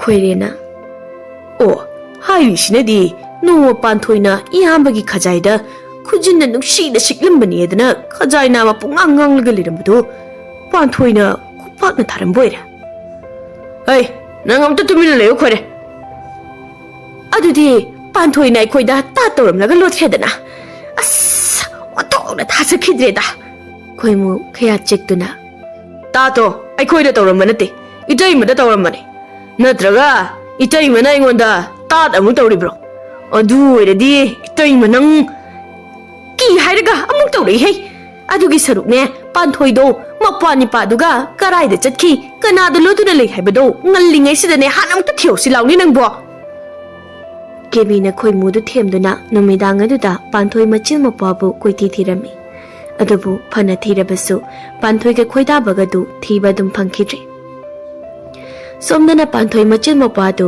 ꯅꯨꯃꯤꯗꯥꯡ ꯑꯍꯤꯡ ꯑꯗꯨꯗ ꯌꯥꯝ ꯀꯤꯅ ꯈꯨꯜ ꯑꯗꯨꯗꯒꯤ ꯈꯔ ꯂꯥꯞꯅ ꯆꯠꯂꯒ ꯂꯩꯕ ꯂꯧꯀꯣꯟ ꯑꯃꯒꯤ ꯆꯔꯨ ꯏꯀꯨ ꯑꯃꯗ ꯂꯣꯠꯇꯨꯅ ꯂꯩꯔꯝꯃꯤ ꯑꯗꯨꯒ ꯅꯣꯡ ꯍꯦꯛ ꯉꯥꯟꯕꯒ ꯄꯥꯟꯊꯣꯏꯅ ꯃꯧꯄ꯭ꯋꯥ ꯅꯤꯄꯥ ꯑꯗꯨ ꯄꯨꯗꯨꯅ ꯄꯟꯊꯨꯡꯐꯝ ꯈꯪꯗꯅ ꯃꯈꯥ ꯇꯥꯅ ꯑꯃꯨꯛ ꯆꯠꯂꯝꯃꯤ ꯁꯣꯝꯗꯁꯨ ꯈꯣꯏꯃꯨꯒ ꯀꯦꯕꯤꯒꯗꯨ ꯈꯨꯜꯒꯤ ꯂꯝ ꯍꯦꯟꯕ ꯅꯨꯄꯥ ꯈꯔꯒ ꯄꯥꯟꯊꯣꯏ ꯃꯆꯤꯜ ꯃꯄ꯭ꯋꯥꯒꯤ ꯈꯣꯡꯒꯨꯜ ꯂꯤꯗꯨꯅ ꯀꯣꯏꯊꯤ ꯊꯤꯔꯛꯂꯝꯃꯤ ꯄꯥꯟꯊꯣꯏ ꯃꯆꯤꯜ ꯃꯄ꯭ꯋꯥꯁꯨ ꯁꯨꯝ ꯆꯦꯜꯂꯛꯄꯅ ꯌꯥꯝꯅ ꯋꯥꯔꯗꯨꯅ ꯈꯣꯏꯗꯥꯕꯅ ꯏꯆꯦ ꯑꯩ ꯌꯥꯝ ꯋꯥꯔꯦ ꯈꯣꯡꯁꯨ ꯌꯥꯝ ꯅꯥꯔꯦ ꯏꯆꯦ ꯏꯆꯦꯒꯤ ꯏꯕꯨꯡꯉꯣ ꯅꯪꯕꯨ ꯌꯥꯝ ꯋꯥꯔꯕ꯭ꯔꯅꯦ? ꯑꯗꯨꯕꯨ ꯏꯆꯤꯜ ꯏꯄ꯭ꯋꯥꯗꯤ ꯆꯦꯟꯗꯕꯗꯤ ꯌꯥꯔꯣꯏꯌꯦ. ꯑꯗꯣ ꯏꯆꯦ, ꯀꯗꯥꯏꯗꯅꯣ ꯏꯕꯥꯅꯤꯅ ꯆꯦꯟꯗꯧꯔꯤꯁꯦ? ꯑꯩꯗꯤ ꯉꯔꯥꯡꯗꯒꯤ ꯆꯥꯛꯁꯨ ꯆꯥꯔꯛꯇꯕꯒꯤ ꯋꯥꯁꯨ ꯌꯥꯝ ꯋꯥꯔꯦ, ꯆꯥꯛꯁꯨ ꯌꯥꯝ ꯂꯥꯝꯃꯤ. ꯏꯆꯦꯗꯤ ꯆꯥꯛ ꯂꯥꯝꯗ꯭ꯔꯣꯕ? ꯑꯗꯨꯒ ꯏꯆꯦ, ꯁ꯭ꯋꯥꯏꯗꯗꯤ ꯀꯩꯊꯦꯜꯁꯨ ꯑꯝꯇ ꯎꯗꯦ, ꯂꯧꯕꯨꯛꯀꯤ ꯂꯧꯕꯨꯛ ꯉꯥꯛꯇ. ꯇꯣ, ꯑꯥꯗ ꯎꯔꯤꯕ ꯈꯨꯜ ꯑꯁꯦ ꯑꯁꯤꯗꯝꯅ ꯆꯠꯂꯁꯤ. ꯑꯗꯨꯒ ꯏꯆꯦꯗ ꯌꯥꯎꯔꯤꯕ ꯁꯦꯟ ꯈꯔꯁꯤꯅꯅꯦ, ꯈꯨꯜ ꯑꯁꯤꯒꯤ ꯀꯩꯊꯦꯜꯗꯒꯤ ꯏꯆꯤꯜ ꯏꯄ꯭ꯋꯥ ꯀꯔꯤꯅꯣ ꯑꯐꯪꯕ ꯑꯃ ꯆꯥꯔꯨꯔꯁꯤ. ꯂꯥꯛꯑꯣ, ꯋꯥꯔꯁꯨ ꯋꯥꯅ ꯈꯨꯜ ꯑꯁꯤ ꯌꯧꯅꯅꯕ ꯍꯥꯟꯅ ꯆꯠꯁꯤ. ꯀꯔꯤꯒꯨꯝꯕ ꯐꯠꯈꯤꯗ꯭ꯔꯕ ꯏꯃꯥꯇꯣꯟꯒ ꯈꯣꯏꯃꯨꯒꯅ ꯇꯥꯟꯅꯔꯛꯇꯨꯅ ꯎꯈ꯭ꯔꯕꯗꯤ ꯏꯆꯤꯜ ꯏꯄ꯭ꯋꯥ ꯑꯋꯥꯐꯝꯗ ꯇꯥꯔꯅꯤꯌꯦ. ꯂꯥꯛꯑꯣ ꯏꯕꯨꯡꯉꯣ. ꯂꯥꯛꯑꯣ ꯑꯗꯨꯗꯤ ꯆꯠꯂꯁꯤ ꯏꯆꯦ. ꯃꯆꯤꯜ ꯃꯧꯄ꯭ꯋꯥ ꯑꯗꯨ ꯈꯨꯜ ꯑꯗꯨ ꯌꯧꯅꯅꯕ ꯃꯈꯥ ꯇꯥꯅ ꯑꯃꯨꯛ ꯆꯠꯂꯝꯃꯤ. ꯑꯗꯨꯒ ꯈꯨꯜ ꯑꯗꯨ ꯌꯧꯕꯒ ꯈꯨꯜ ꯑꯗꯨꯒꯤ ꯀꯩꯊꯦꯜ ꯃꯆꯥ ꯑꯃꯗꯒꯤ ꯉꯥꯃꯣꯛ ꯈꯔ ꯂꯩꯗꯨꯅ ꯄꯥꯟꯊꯣꯏ ꯃꯆꯤꯜ ꯃꯧꯄ꯭ꯋꯥ ꯑꯗꯨ ꯑꯃꯨꯛ ꯆꯥꯃꯤꯟꯅꯔꯝꯃꯤ. ꯑꯗꯨꯒ ꯃꯈꯥ ꯇꯥꯅ ꯈꯨꯜ ꯑꯗꯨꯗꯒꯤ ꯑꯃꯨꯛ ꯆꯠꯂꯝꯃꯤ. ꯄꯥꯟꯊꯣꯏ ꯃꯆꯤꯜ ꯃꯧꯄ꯭ꯋꯥꯅ ꯍꯦꯛ ꯆꯠꯈꯤꯕꯒ ꯉꯥꯏꯍꯥꯛ ꯂꯩꯔꯒ ꯈꯣꯏꯃꯨꯅ ꯊꯥꯗꯣꯔꯛꯄ ꯅꯨꯄꯥ ꯈꯔꯁꯨ ꯈꯨꯜ ꯑꯗꯨꯗ ꯑꯃꯨꯛ ꯌꯧꯔꯛꯂꯝꯃꯤ. ꯑꯁꯨꯝꯅ ꯆꯌꯣꯜ ꯑꯃ ꯐꯥꯔꯛꯂꯤ. ꯄꯥꯟꯊꯣꯏ ꯃꯆꯤꯜ ꯃꯧꯄ꯭ꯋꯥꯗꯨ ꯀꯤꯗꯨꯅ ꯄꯟꯊꯨꯡꯐꯝ ꯈꯪꯗꯅ ꯆꯦꯟꯕ ꯂꯦꯞꯂꯝꯗꯦ. ꯁꯣꯝꯗꯅ ꯈꯣꯏꯃꯨꯅ ꯑꯉꯝꯕ ꯄꯥꯝꯕꯩ ꯁꯤꯖꯤꯟꯅꯗꯨꯅ ꯄꯥꯟꯊꯣꯏ ꯃꯥꯒꯤ ꯑꯣꯏꯗꯕ ꯁꯨꯡꯌꯥ ꯌꯥꯗꯦ ꯍꯥꯏꯗꯨꯅ ꯄꯥꯟꯊꯣꯏ ꯊꯤꯕ ꯂꯦꯞꯂꯝꯗꯦ. ꯆꯌꯣꯜ ꯑꯃꯒꯤ ꯃꯇꯨꯡ ꯄꯥꯟꯊꯣꯏ ꯃꯆꯤꯜ ꯃꯧꯄ꯭ꯋꯥꯗꯨ ꯐꯖꯅ ꯆꯥꯗꯕ ꯇꯨꯝꯗꯕꯅ ꯐꯖꯔꯕ ꯆꯤꯡꯌꯥ ꯑꯃꯒꯤ ꯂꯝꯄꯥꯛꯇ ꯃꯁꯥ ꯏꯆꯣꯛ ꯆꯣꯛꯊꯅ ꯑꯁꯤꯕ ꯑꯃꯒꯨꯝꯅ ꯇꯥꯗꯨꯅ ꯂꯩꯔꯤꯉꯩ ꯂꯩꯕꯥꯛ ꯑꯗꯨꯒꯤ ꯊꯧꯅꯥ ꯐꯕ ꯂꯥꯟꯗ ꯀꯩꯗ ꯁꯔꯤꯠ ꯁꯔꯥꯁꯨ ꯍꯩꯔꯕꯤ ꯔꯥꯖꯀꯨꯃꯥꯔꯤ ꯏꯅꯨꯡꯗꯨ ꯃꯐꯝ ꯑꯗꯨꯗ ꯂꯥꯟꯃꯤ ꯈꯔꯒ ꯂꯥꯛꯂꯝꯃꯤ. ꯉꯛꯂꯤꯕꯗꯤ ꯔꯥꯖꯀꯨꯃꯥꯔꯤ ꯏꯅꯨꯡꯒ ꯂꯥꯏꯔꯕꯤ ꯄꯥꯟꯊꯣꯏꯒ ꯃꯁꯛꯁꯨ ꯐꯤꯕꯝ ꯃꯇꯧꯁꯨ ꯆꯞ ꯃꯥꯟꯅꯕ ꯑꯁꯤꯅꯤ. ꯈꯦꯠꯅꯔꯤꯕ ꯍꯥꯏꯕꯕꯨ ꯐꯤꯖꯦꯠ ꯆꯥꯛꯆꯥ ꯄꯨꯟꯁꯤ ꯃꯍꯤꯡ ꯑꯗꯨ ꯈꯛꯇꯅꯤ. ꯔꯥꯖꯀꯨꯃꯥꯔꯤ ꯏꯅꯨꯡꯅ ꯑꯩꯈꯣꯏꯒꯤ ꯀꯪꯂꯩꯄꯥꯛ ꯑꯁꯤꯗꯤ ꯐꯖ ꯐꯖꯔꯕ ꯃꯐꯝ ꯌꯥꯝꯅ ꯂꯩꯕꯖꯥꯠꯅꯤꯗꯅ. ꯑꯩꯗꯤ ꯀꯣꯅꯨꯡꯗꯕꯨ ꯍꯟꯅꯤꯡꯗ꯭ꯔꯦꯅꯦ. ꯎꯆꯦꯛ ꯋꯥꯌꯥꯒꯨꯝꯅ ꯏꯅꯤꯡ ꯇꯝꯅ ꯑꯩꯒꯤ ꯅꯨꯡꯁꯤꯔꯕ ꯏꯔꯝꯗꯝ ꯀꯪꯂꯩꯄꯥꯛ ꯑꯁꯤꯗ ꯀꯣꯏꯄꯥꯏ ꯄꯥꯏ ꯀꯣꯏꯆꯦꯟ ꯆꯦꯟꯗꯨꯅ ꯁꯥꯟꯅꯅꯤꯡꯂꯦꯅꯦ. ꯂꯥꯟꯃꯤ ꯑꯃꯅ ꯀꯗꯥꯏꯗꯒꯤꯅꯣꯗ ꯔꯥꯖꯀꯨꯃꯥꯔꯤ, ꯁꯥ ꯀꯩ ꯎꯆꯦꯛ ꯋꯥꯌꯥ ꯎꯕ ꯌꯥꯗꯕ ꯐꯥꯔꯒ ꯆꯥꯒꯟꯕ ꯂꯝ ꯍꯦꯟꯕ ꯃꯤ ꯃꯌꯥꯝ ꯑꯃ ꯂꯩ. ꯃꯣꯏꯅꯒ ꯊꯦꯡꯅꯈ꯭ꯔꯕꯗꯤ ꯔꯥꯖꯀꯨꯃꯥꯔꯤꯗꯤ ꯊꯋꯥꯏ ꯑꯗꯨꯝ ꯃꯥꯡꯂꯅꯤ. ꯍꯥꯏ, ꯑꯩꯅ ꯍꯥꯏꯅꯤꯡꯂꯤꯕ ꯅꯨꯡꯒꯤ ꯋꯥꯁꯦ ꯅꯪ ꯋꯥꯈꯜ ꯇꯥꯗ꯭ꯔꯕ ꯃꯥꯜꯂꯦꯅꯦ. ꯀꯣꯅꯨꯡꯗ ꯁꯔꯪꯗ ꯍꯥꯞꯄ ꯁꯥ ꯎꯆꯦꯛ ꯑꯃꯒꯨꯝꯅ ꯂꯩꯕ ꯄꯨꯟꯁꯤꯗꯣ ꯄꯥꯝꯗꯦ. ꯏꯅꯤꯡ ꯇꯞꯅ ꯄꯥꯏꯗꯨꯅ ꯁꯥꯟꯅꯕꯗꯣ ꯄꯥꯝꯃꯤ ꯍꯥꯏꯕꯒꯤ ꯋꯥꯅꯤꯅꯦ. ꯂꯥꯟꯃꯤ ꯑꯗꯨꯅ ꯑꯃꯨꯛꯀ ꯑꯗꯨꯕꯨꯅꯦ ꯑꯩꯅ ꯍꯥꯏꯖꯔꯤꯕꯁꯤꯁꯨ ꯔꯥꯖꯀꯨꯃꯥꯔꯤ. ꯂꯩꯕꯥꯛ ꯑꯁꯦ ꯁꯥ ꯎꯆꯦꯛ ꯐꯥꯔꯒ ꯆꯥꯕ, ꯃꯤ ꯃꯥꯟꯕ, ꯃꯤꯒꯤ ꯊꯃꯣꯏꯗꯤ ꯆꯦꯟꯗꯕ ꯃꯤꯁꯥ ꯌꯥꯝꯅ ꯂꯩ ꯍꯥꯏꯖꯔꯤꯕꯅꯤ. ꯑꯣꯟꯊꯣꯛꯅꯁꯨ ꯄꯪꯈ꯭ꯔꯦꯗ ꯑꯩꯒꯤ ꯏꯇꯨꯡ ꯏꯟꯅꯔꯛꯂꯤꯕ ꯂꯥꯟꯃꯤꯁꯤꯡꯁꯦ. ꯑꯗꯨꯗꯤ ꯂꯥꯟꯃꯤꯁꯥ, ꯃꯥꯡꯗ ꯎꯔꯤꯕ ꯐꯖꯔꯕ ꯂꯝꯄꯥꯛ ꯑꯁꯤꯗ ꯑꯩ ꯉꯥꯏꯍꯥꯛꯇ ꯄꯣꯊꯥꯗꯨꯅ ꯃꯐꯝ ꯑꯁꯤꯒꯤ ꯐꯖꯔꯕ ꯁꯛꯇꯝ ꯑꯁꯤ ꯌꯦꯡꯒꯦꯀꯣ. ꯅꯣꯏꯁꯨ ꯑꯩꯅ ꯄꯣꯊꯥꯔꯤꯉꯩꯗ ꯀꯔꯤ ꯀꯔꯤꯅꯣ ꯑꯌꯥꯎ ꯑꯌꯥꯎꯕꯗꯨ ꯄꯨꯊꯣꯛꯅꯗꯨꯅ ꯆꯥꯃꯤꯟꯅꯍꯧꯔꯣ. ꯐꯒꯅꯤ ꯔꯥꯖꯀꯨꯃꯥꯔꯤ. ꯂꯥꯛꯑꯣꯏ, ꯑꯩꯈꯣꯏꯁꯨ ꯄꯣꯊꯥꯗꯨꯅ ꯉꯁꯥꯏ ꯀꯣꯅꯨꯡꯗꯒꯤ ꯄꯨꯔꯛꯄ ꯑꯍꯥꯎ ꯑꯍꯥꯎꯕ ꯆꯥꯕ ꯌꯥꯕꯈꯩꯗꯣ ꯆꯥꯎꯔꯁꯤ ꯂꯥꯛꯑꯣ. ꯔꯥꯖꯀꯨꯃꯥꯔꯤ ꯏꯅꯨꯡ ꯆꯤꯡꯌꯥ ꯑꯗꯨꯒꯤ ꯐꯖꯔꯕ ꯃꯐꯝ ꯑꯗꯨꯕꯨ ꯌꯦꯡꯅ ꯌꯦꯡꯅ ꯂꯝꯄꯥꯛ ꯇꯝꯅ ꯁꯨꯝ ꯂꯥꯛꯄꯗ ꯄꯥꯟꯊꯣꯏ ꯃꯆꯤꯜ ꯃꯧꯄ꯭ꯋꯥ ꯑꯗꯨ ꯑꯁꯤꯕ ꯑꯃꯒꯨꯝꯅ ꯂꯝꯄꯥꯛꯇ ꯇꯥꯗꯨꯅ ꯂꯩꯔꯤꯕ ꯑꯗꯨ ꯎꯔꯝꯃꯤ. ꯃꯗꯨ ꯍꯦꯛ ꯎꯕꯒ ꯔꯥꯖꯀꯨꯃꯥꯔꯤ ꯏꯅꯨꯡꯅ ꯆꯦꯟꯁꯤꯟꯗꯨꯅ ꯌꯦꯡꯂꯨꯕꯗꯗꯤ, ꯏꯁ, ꯀꯔꯤ ꯃꯇꯧꯅꯣ ꯑꯩꯅ ꯉꯁꯤ ꯎꯔꯤꯕ ꯁꯛꯇꯝ ꯑꯁꯤꯕꯣ? ꯃꯁꯤꯕꯨ ꯑꯁꯦꯡꯕꯒꯤꯔꯅꯦ? ꯂꯥꯟꯃꯤꯁꯤꯡ, ꯁꯤꯗ ꯌꯥꯝ ꯊꯨꯅ ꯑꯃꯨꯛꯇ ꯂꯥꯛꯑꯣ. ꯂꯥꯟꯃꯤꯁꯤꯡ ꯑꯗꯨꯅ ꯑꯁ, ꯆꯥꯔꯝꯗꯣ ꯍꯥꯏꯁꯤꯗ. ꯍꯣꯏ ꯔꯥꯖꯀꯨꯃꯥꯔꯤ, ꯂꯥꯛꯑꯣꯏ. ꯃꯣꯏ ꯑꯅꯤꯁꯤꯕꯨ ꯃꯆꯤꯜ ꯃꯧꯄ꯭ꯋꯥꯔꯅꯦ? ꯑꯗꯨꯒ ꯑꯁꯤꯕꯁꯨ ꯅꯠꯇꯦ, ꯃꯤꯍꯨꯟꯁꯨ ꯂꯣꯏꯅ ꯂꯩꯔꯤ. ꯍꯥꯏ, ꯈꯔ ꯊꯨꯅ ꯂꯥꯛꯎꯅꯦ ꯅꯣꯏꯕꯣ. ꯂꯥꯟꯃꯤꯁꯤꯡ ꯑꯗꯨꯅ ꯆꯦꯟꯁꯤꯜꯂꯛꯇꯨꯅ ꯑꯁꯤꯕꯔꯣ ꯔꯥꯖꯀꯨꯃꯥꯔꯤ? ꯏꯁ, ꯁꯤꯔꯤꯁꯤꯗꯤ ꯑꯩꯈꯣꯏꯒꯤ ꯔꯥꯖꯀꯨꯃꯥꯔꯤꯅꯤꯅꯦ. ꯑꯗꯨꯗꯤ ꯅꯨꯄꯤꯅ ꯀꯅꯥ? ꯍꯥꯏ, ꯑꯄꯪꯁꯥ, ꯑꯩꯁꯦ ꯅꯣꯏꯒꯤ ꯔꯥꯖꯀꯨꯃꯥꯔꯤꯅꯤꯅꯦ. ꯕꯨꯙꯨꯁꯤꯡꯁꯤꯗꯤ ꯀꯔꯥꯏ, ꯏꯁꯤꯡꯗꯣ ꯄꯤꯔꯛꯎ. ꯁꯤꯗ ꯂꯩꯖꯔꯦ ꯔꯥꯖꯀꯨꯃꯥꯔꯤ. ꯑꯁ, ꯃꯁꯤꯒꯤ ꯅꯨꯄꯤꯁꯤꯗꯤ ꯑꯩꯈꯣꯏꯒꯤ ꯔꯥꯖꯀꯨꯃꯥꯔꯤꯒ ꯃꯁꯛ ꯆꯞ ꯃꯥꯟꯅꯩꯍꯦ. ꯃꯁꯛ ꯐꯖꯕꯁꯨ ꯆꯞ ꯃꯥꯟꯅꯩ. ꯔꯥꯖꯀꯨꯃꯥꯔꯤꯒꯤ ꯐꯥꯏꯕꯣꯛꯀ ꯂꯩꯕ꯭ꯔꯣ? ꯊꯥꯏꯅ ꯏꯁꯤꯡ ꯆꯥꯎꯕꯗꯒ ꯀꯥꯏꯅꯈꯤꯕꯒ. ꯑꯩꯗꯤ ꯀꯃꯥꯏꯅ ꯇꯧꯅꯤ ꯑꯩꯒꯤ ꯂꯥꯟꯃꯤꯁꯤꯡꯁꯦ? ꯔꯥꯖꯀꯨꯃꯥꯔꯤ ꯏꯅꯨꯡꯅ ꯄꯥꯟꯊꯣꯏ ꯃꯆꯤꯜ ꯃꯧꯄ꯭ꯋꯥꯒꯤ ꯃꯃꯥꯏꯗ ꯏꯁꯤꯡ ꯈꯤꯛꯄ ꯑꯗꯨꯗ ꯄꯥꯟꯊꯣꯏ ꯃꯆꯤꯜ ꯃꯧꯄ꯭ꯋꯥꯗꯨ ꯋꯥꯈꯜ ꯈꯔ ꯈꯔ ꯇꯥꯔꯛꯇꯨꯅ ꯃꯤꯠ ꯄꯥꯡꯊꯣꯔꯛꯏ. Aduga Rajkumari ga lanmi sing aduga hek ubaga Panthoi na mawani pa bu chet na konduna. Noi khoi mu gi mira ichili pa bu babi ga no chakro chalo Karigino ima tondi ibung khoi mu ga na ichili pa bu asuga me wali basibo chakro chalo ai bane Lanmi amana oi khoi sibu khoi mu oi ura baza Lanmi amana amo magi wai sina takpadi machil mo pa si khoi mu na yam tina chikpi khra habini ne Amana amo lei huran ma changbada lei thakpa lakpa khoi mu na chikli oiramni Rajkumari inungna As noi tumina mukta layo kay bage Nachil na pabu kariming kau bage Aduga Aikoi khoimugi mi amata nate Aduga nangi maton su nati Se ising se hana uta thao Panthoi na Rajkumari gi ising do tap law na lawi Aduga mapwa ni pabu hana ising pen na pithai Aduga mapwa ni pagi arembe ising khara do Panthoi na amuk thakki Ising thakpa loi baga Rajkumari inungda ingangakna mamit kuptana Panthoi adu yengduna mukle Lanmisa noi gi chana na basing du puro Aduga moi anibu mapuk thanda mukta hana pizau hoi Rajkumari Lanmi sing aduna moi gi chana thakna na basing ado Panthoi machil mapwa da pizai Panthoi ga khoida bagasu chak lambana Lanmi sing aduna periba chana na basing ado tap lauduna charami Aduga Mabuk thana charaba matungda Panthoi hik launa mo kape Aduga tapna Sakman nabi pukphabi ita Nang bukanano karay na gilagpano Natraga Kichali po agi awa pa siying bangamdra na Lahay na tharag palay rin biro Lanmi singa na Ito anong secret Iko'y Rajkumari sibu Lahay rin biro hay din Aduga iko'su Lahay paktigi lahay na tharag pa Lanmi ngakta uy na uramali ne Lanmi amana Ash Nanggi wado karay henjali Aduy siya ne Tumina dun tao yung Rajkumari inungna Ita haiba mingaw du pawadi Tamo yung nanong sikreta Laybaga sige Rajkumari ama oyna Awat apa amata laydrabaso Ningtam mapangdraba Ay gini haibada Awa nungay pawdam na pam Nung sibi ita haibadumadi Ay giti laytabani Adabu nga sidi Ay giso sakmanabi ita nung sibi mapangzagadawrapa Maraybag tirabi ita Ay Laybaga sige Rajkumari inungni Aduga makoy sina ay gilanmi singni Kari haiba Laybaga sige Rajkumari ni haiba Rajkumari apangbi nanay ichil ipwana ikukno na kurum jariye Ngaiko Ay ngonda kurum gano Nang aigi thamoy singba ita sanasi Hayo Nanggi ming kari kawi Karay dagi lakpano Mapamasida mataw karamna Asiba amagumna na chanakwa layramlibano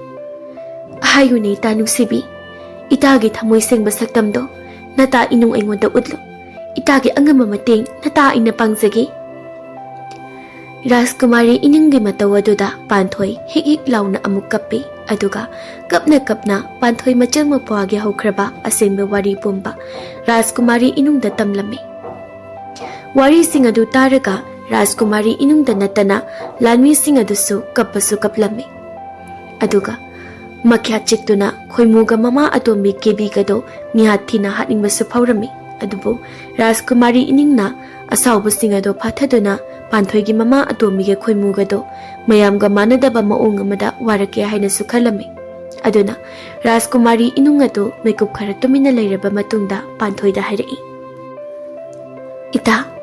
Ita gi wasina singboirabadi Ngasi haiba numit asidagi aina ita saduna ita gi yumda matam khara leiduna nangi imatonga lamhenba khoimugada warak jaba tare Aduga ita nang nakonungda Rajkumari aigi muhut sinduna nungaina nopani paga leiramu ai phattaba mi singado matik chana warak luge khangani dana Ita Rajkumari ita na hairiba wari sibu yagadrane Minaigum labi aina mataw karam na konungda itagi mahut Rajkumari saduna laygadawriba Karigumba ining thawna khanglabadi ichilipwa laybak miya mamangda thawai manglani Aduga ita Rajkumari na ꯂꯥꯏꯔꯕ ꯌꯨꯝ ꯑꯗꯨꯗ ꯃꯇꯧ ꯀꯔꯝꯅ ꯂꯩꯕ ꯍꯩꯅꯒꯗꯧꯔꯤꯕꯅꯣ?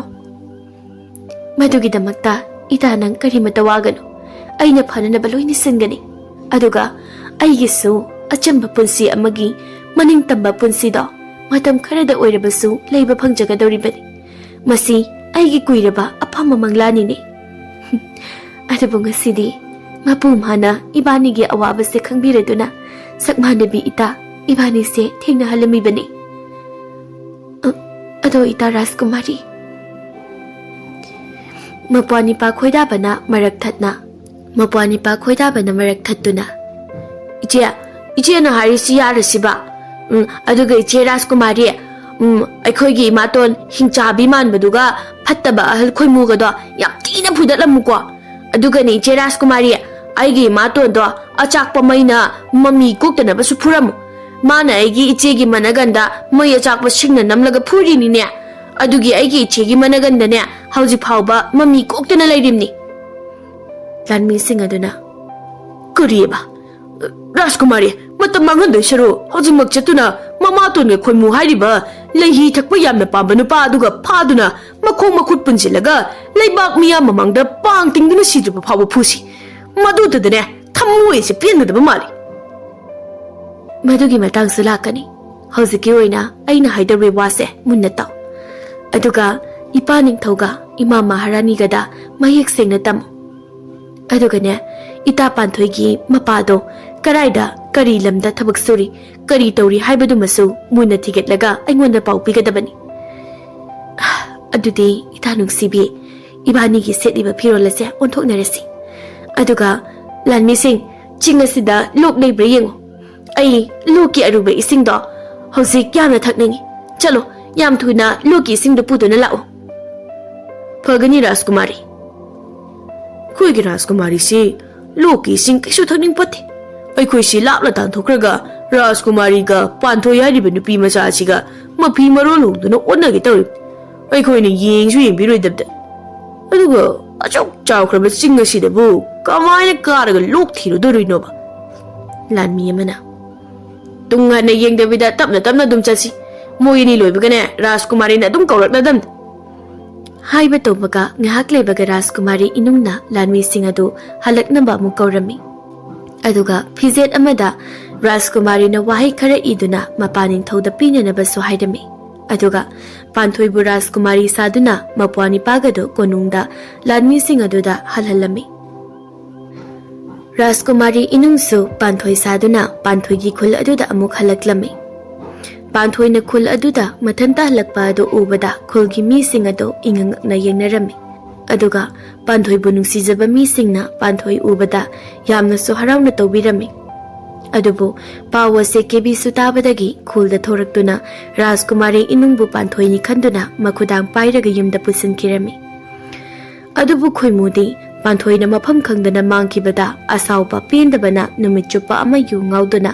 ꯂꯩꯔꯛ ꯈꯨꯜꯂꯛꯇ ꯇꯥꯗꯨꯅꯇ ꯂꯩꯔꯝꯃꯤ꯫ ꯑꯗꯨꯒ ꯈꯣꯏꯔꯦꯟꯗꯤ ꯈꯣꯏꯃꯨꯅ ꯐꯨꯕꯗ ꯃꯈꯣꯡ ꯃꯈꯨꯠ ꯇꯦꯛꯇꯨꯅ ꯌꯨꯝꯗꯒꯤ ꯃꯄꯥꯟ ꯊꯣꯛꯄ ꯉꯝꯗꯅ ꯌꯥꯝꯅ ꯋꯥꯅ ꯂꯩꯔꯝꯃꯤ꯫ ꯑꯁꯨꯝꯅ ꯀꯦꯕꯤꯅ ꯔꯥꯖꯀꯨꯃꯥꯔꯤ ꯏꯅꯨꯡꯕꯨ ꯄꯥꯟꯊꯣꯏꯅꯤ ꯈꯟꯅ ꯌꯨꯝꯗ ꯍꯦꯛ ꯄꯨꯔꯛꯄꯒ ꯏꯁꯧ ꯂꯥꯡꯗꯨꯅ, ꯅꯪ ꯅꯍꯥꯟꯈꯩ ꯀꯗꯥꯏꯗ ꯆꯠꯂꯨꯏ? ꯀꯅꯥꯒꯤ ꯌꯨꯝꯗ ꯂꯩꯔꯨꯏ? ꯅꯠꯇꯦ, ꯅꯪꯅ ꯑꯩꯕꯨ ꯈꯨꯜ ꯂꯩꯀꯥꯏ ꯃꯤꯌꯥꯝ ꯃꯃꯥꯡꯗ ꯌꯣꯜꯂꯤꯕꯁꯤ ꯀꯔꯤꯒꯤꯅꯣ ꯍꯥꯏꯕꯅꯤ?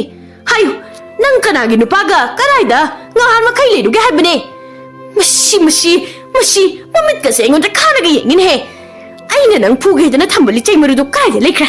ꯀꯨꯞꯄꯦꯟ ꯑꯃꯨꯛꯇ ꯐꯨꯒꯦꯕ ꯅꯪ꯫ ꯔꯥꯖꯀꯨꯃꯥꯔꯤ ꯏꯅꯨꯡꯗꯨ ꯁꯥꯎꯃꯟꯈꯤꯕꯅ ꯃꯤꯀꯨꯞ ꯑꯗꯨꯃꯛꯇꯗ ꯀꯦꯕꯤꯗꯨ ꯍꯥꯠꯇꯣꯛꯂꯒꯦ ꯍꯥꯏꯗꯨꯅ ꯈꯜꯂꯝꯃꯤ꯫ ꯑꯗꯨꯕꯨ ꯑꯁꯥꯎꯕ ꯑꯗꯨ ꯐꯥꯊꯔꯒ, ꯏꯃꯥꯇꯣꯟ, ꯑꯩ ꯑꯁꯦꯡꯕꯗꯣ ꯍꯥꯏꯒꯦ, ꯑꯩꯉꯣꯟꯗ ꯐꯨꯔꯛꯈꯤꯅꯨ꯫ ꯀꯤꯔꯕ꯭ꯔꯥ ꯍꯧꯖꯤꯛꯇꯤ ꯑꯩꯅ ꯄꯥꯏꯔꯤꯕ ꯂꯤꯆꯩ ꯑꯁꯤ ꯎꯕꯗ? ꯑꯗꯨꯗꯤ ꯍꯥꯏꯌꯨ, ꯅꯪꯅ ꯀꯩꯊꯦꯜꯗ ꯉꯥ ꯂꯩꯕꯅꯤ, ꯈꯣꯏꯃꯨꯅ ꯉꯥ ꯂꯩꯅꯅꯕ ꯁꯦꯟ ꯄꯤꯔꯝꯃꯤ, ꯉꯥ ꯊꯣꯡꯂꯝꯃꯨ, ꯉꯥ ꯆꯥꯕ ꯂꯥꯛꯀꯅꯤ ꯑꯗꯨꯅ ꯑꯩꯉꯣꯟꯗ ꯇꯥꯠ ꯄꯥꯠ ꯇꯧꯔꯒ ꯆꯠꯈꯤꯕ ꯑꯗꯨꯅ ꯆꯌꯣꯜ ꯑꯃ ꯍꯦꯜꯂꯛꯂꯕ ꯐꯥꯎꯕ ꯌꯨꯝꯗ ꯍꯜꯂꯛꯇꯕ, ꯃꯤ ꯊꯥꯗꯣꯛꯂꯒ ꯊꯤꯔꯕ ꯐꯥꯎꯕ ꯊꯤꯕ ꯈꯪꯗꯕ? ꯍꯥꯏꯌꯨ, ꯅꯪ ꯅꯍꯥꯟ ꯃꯈꯩ ꯀꯗꯥꯏꯗ ꯂꯩꯔꯨꯒꯦ? ꯀꯔꯝꯕ ꯅꯨꯄꯥꯒꯤ ꯃꯌꯨꯝꯗ ꯃꯧ ꯁꯥꯔꯒ ꯂꯩꯔꯨꯏ? ꯁꯦꯡꯅ ꯈꯨꯝꯃꯨꯅꯦ ꯅꯆꯤꯟꯗꯣ! ꯅꯠꯇ꯭ꯔꯕꯗꯤ ꯅꯪ ꯉꯁꯤꯅꯦ ꯑꯩꯒꯤ ꯈꯨꯠꯇ ꯁꯤꯔꯗꯕꯅꯤ ꯅꯪ꯫ ꯑꯗꯨꯒ ꯈꯣꯏꯗꯥꯕꯗꯤ ꯀꯗꯥꯏꯗ ꯂꯩꯍꯧꯔꯦ? ꯅꯨꯄꯥ ꯃꯌꯨꯝꯗ ꯊꯜꯂꯝꯂꯕ꯭ꯔꯣ? ꯍꯥ?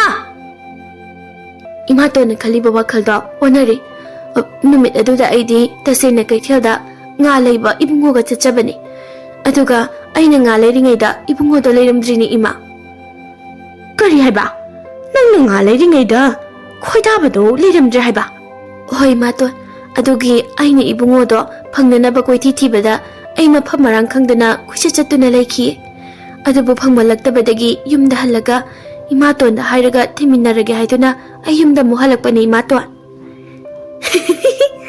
이스 하이스나디 ꯈꯣꯏꯗꯥꯕꯁꯤ ꯑꯉꯥꯡ ꯐꯥꯔꯒ ꯃꯤꯔꯩꯕꯥꯛꯇ ꯂꯂꯣꯟꯕ ꯃꯤꯁꯤꯡꯅ ꯐꯥꯈ꯭ꯔꯦ ꯍꯥꯏꯕꯅꯤꯅꯦ ꯑꯗꯨ ꯑꯣꯏꯔꯗꯤ ꯐꯔꯦꯗ ꯑꯋꯥꯕ ꯄꯣꯠꯂꯨꯝ ꯑꯃꯗꯤ ꯍꯟꯊꯈ꯭ꯔꯦꯕ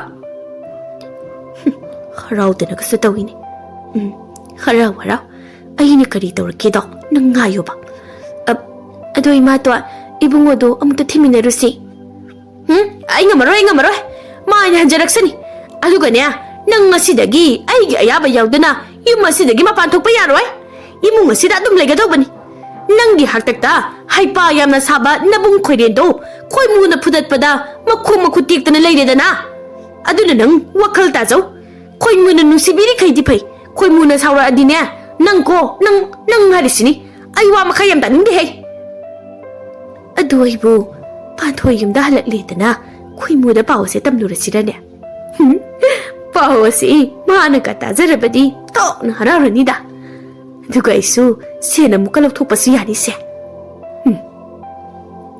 이마네 ꯃꯄꯥꯟꯅ ꯊꯣꯡꯁꯦ ꯂꯣꯟꯁꯤꯜꯂꯝꯒꯦ ꯅꯪ 이mun다 ꯑꯗꯨꯝ ꯂꯩꯔꯝꯃꯨꯀꯣ ꯍꯟꯗꯛꯀ ꯃꯥꯡꯈ꯭ꯔꯕ ꯑꯩꯅ ꯅꯪ ꯀꯣꯏꯊꯤ ꯊꯤꯔꯒꯅꯦ ꯅꯃꯥ ꯑꯁꯤꯃꯗꯨꯒꯤ ꯃꯅꯥꯛꯇ ꯊꯥꯒꯗꯧꯔꯤꯕꯅꯤꯍꯦ ꯍꯥꯏ ꯑꯗꯨꯒꯅꯦ 이मुꯡ ꯋꯥꯏꯔꯝ ꯇꯥꯁꯤꯜꯂꯝꯃꯨ ꯑꯗꯨꯒ ꯆꯥꯛꯁꯨ ꯊꯣꯡꯂꯝꯃꯨꯀꯣ ꯍꯣꯏ ꯏꯃꯥꯇꯣꯟ ꯑꯥꯏ ꯑꯁꯦꯡꯀꯤꯒ ꯃꯄꯥꯟꯅ ꯊꯣꯡꯒ ꯂꯣꯟꯁꯤꯜꯂꯝꯃꯤꯅꯦ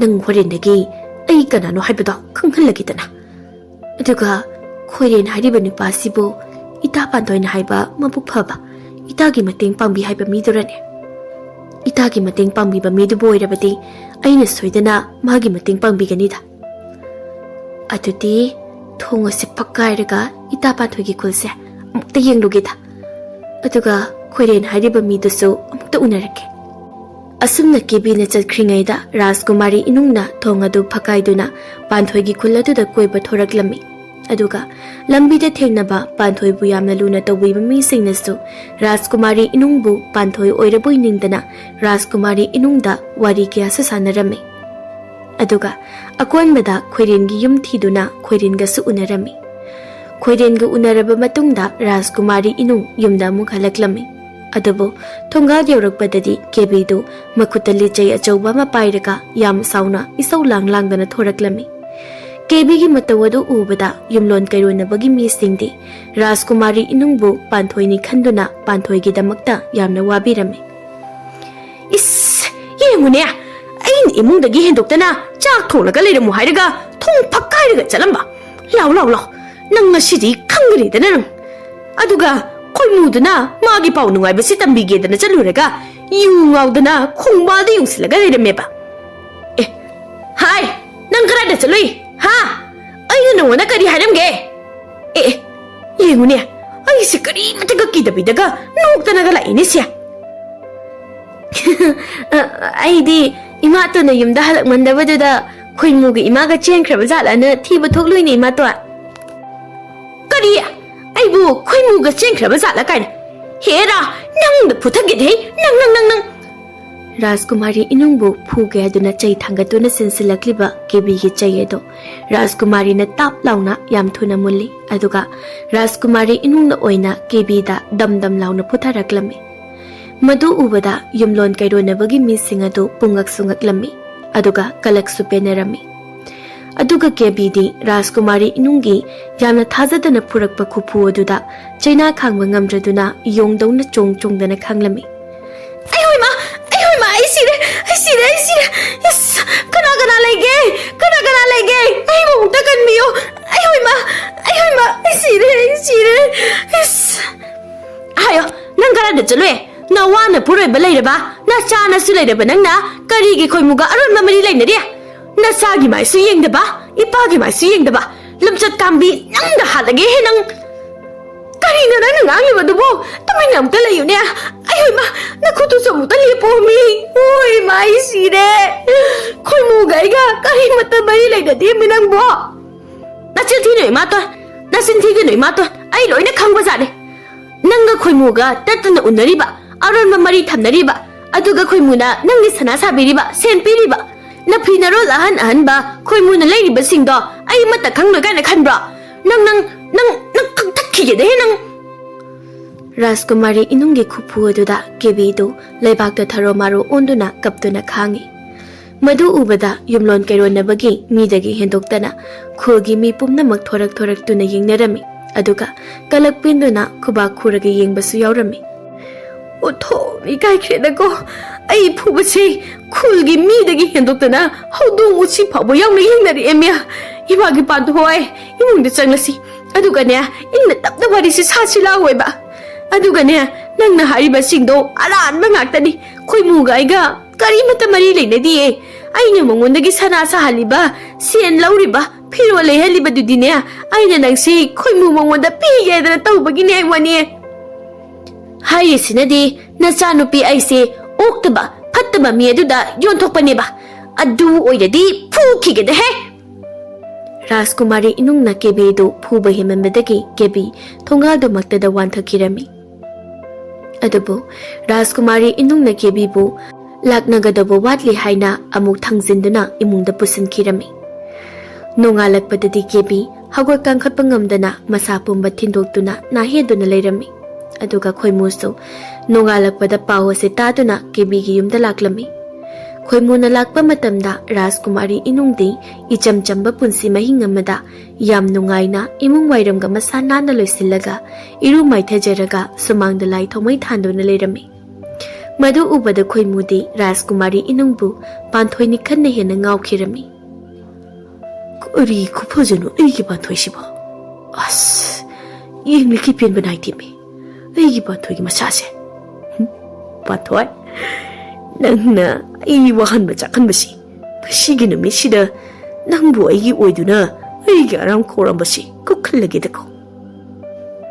Rajkumari inungna khoimu lakpa do ureduna oh khoimu hairisi nang soidana oiramani maramdi magi miteng na yengase yam chope ba laula nangsu ngasi numi su halage dei kaino korino jikido ba ai wakhalnane Panthoina ingonda michi katuna mukhettorumlagi imungda changkribasiba ha wakhalnadeda asimugin Panthoi ai lai he thungda hangdam he khoimuna imungda hek changlakpaga Rajkumari inungna thonga do gamlauna lonsili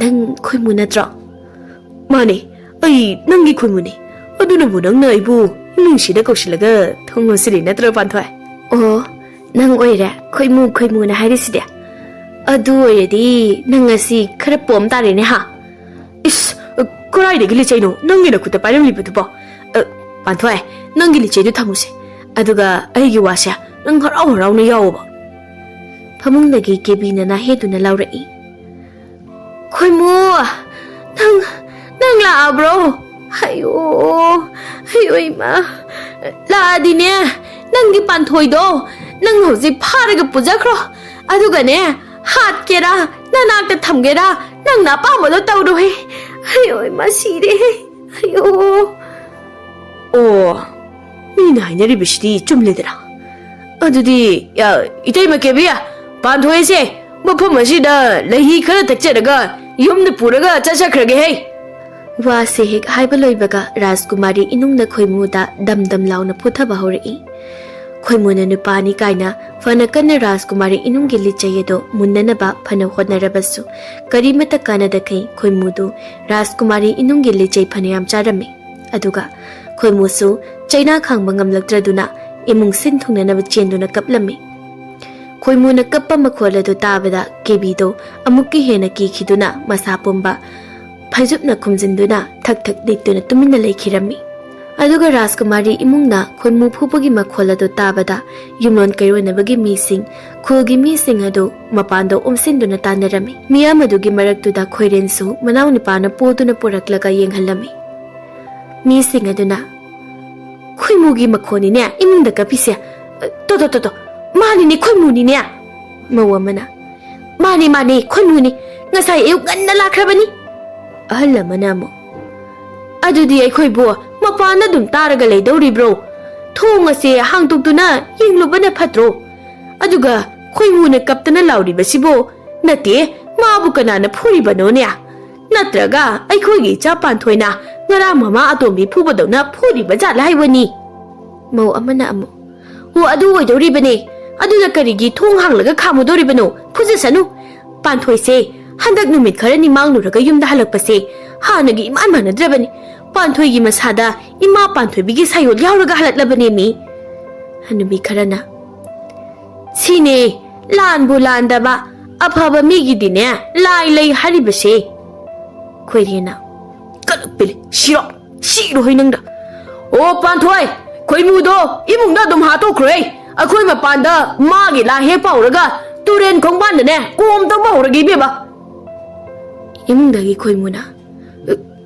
Mapana kana lege ai thawai mut kan biyo panthoi in chabina icham chamjaba khoi mo ai hat tore ai wema ya ima baba ai thawai kan biyo ai panthoi di lai dana napi mata pamjadre napi khire ai wema ayo sire ayo panthoi amukta bubu do lepa ba ai khudai ta hodore ai khudai mut sikhi ba ayo aya itai magebiya nang karai de lege ayo Kebi na phaisu manungdagi.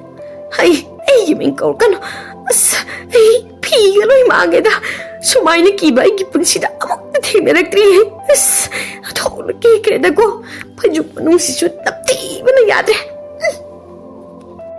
Ngahak leiragadi khoimugi makhol ta khijai aduna mapanda leiriba mi singado ingangakna moisu tumin na leinai. Mekup khara leiraga thong tapna hangtorai aduga panthoina makut namana legili chayama pairaga makut namana khoimudo mapana soro singthoraklaga sumangda pop launa thadai. Khoimu nason pikna aihoi ma haina na heduna lei.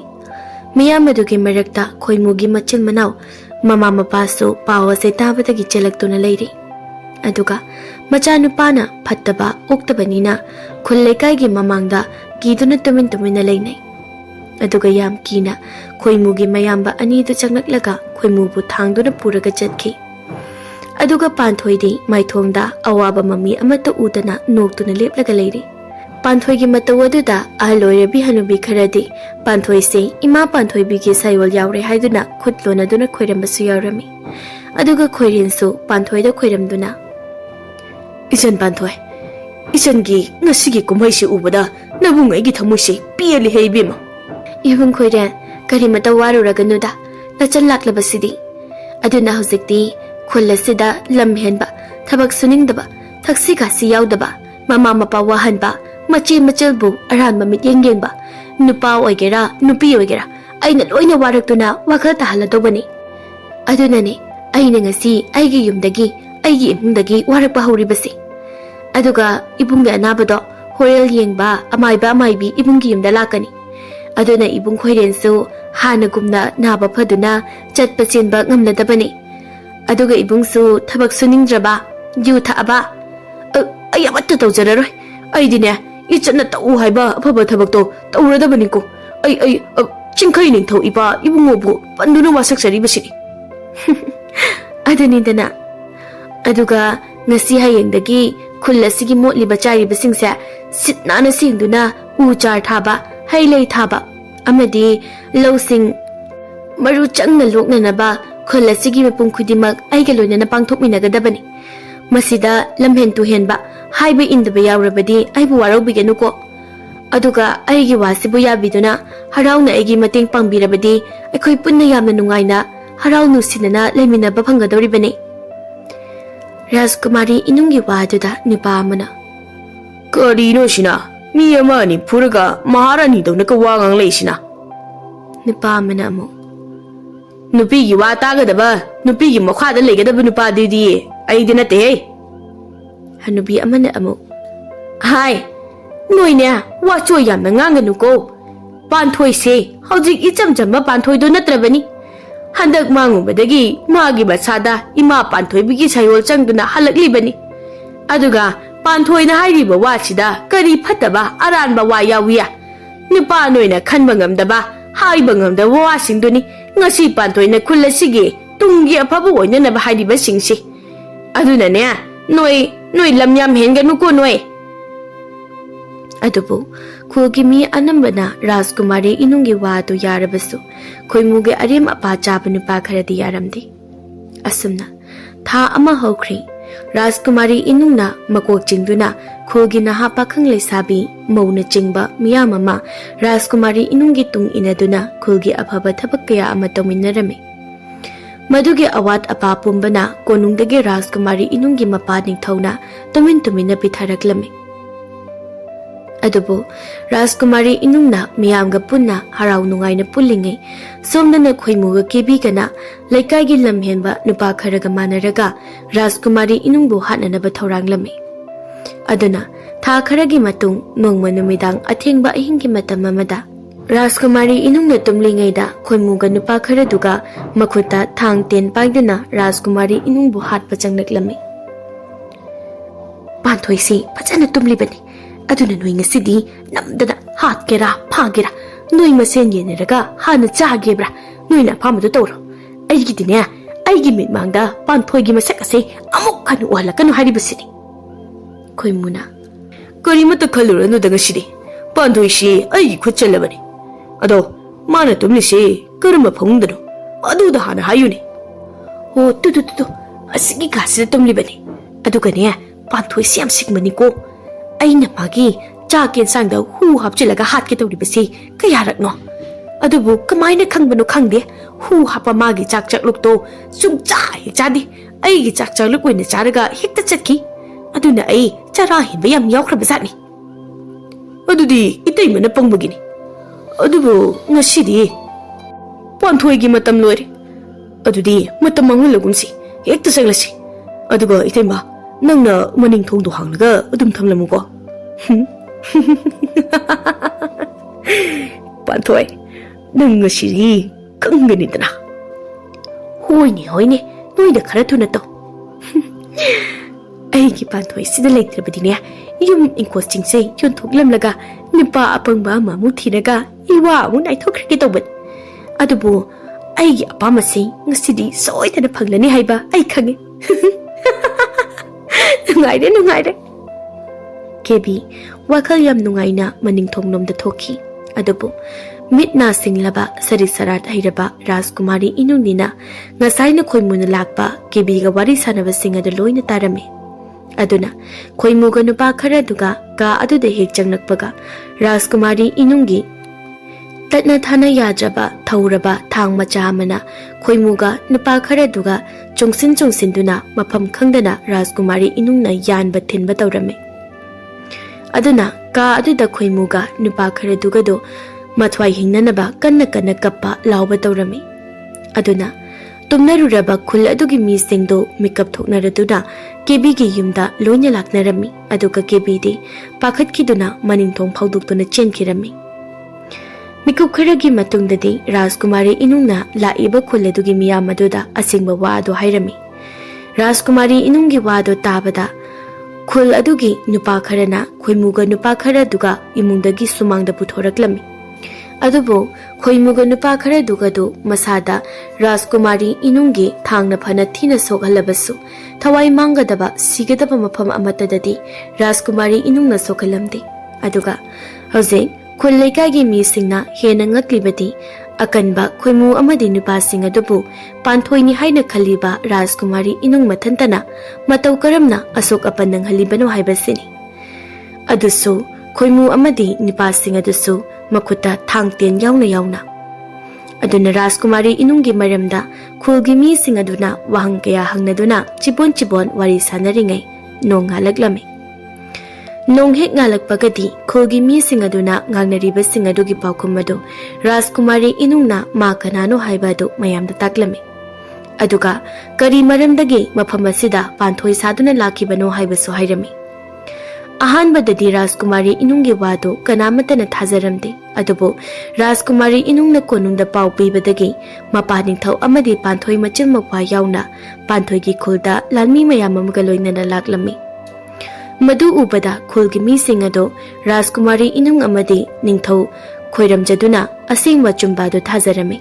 Aduga kebisu lanmi singna koithi thiduna phaduna puraktuna khoimu amadi magi khungbu sing aduga punna phaduna pukhraga kaisumsangda mapunsi supagi langsinduna tamkirami.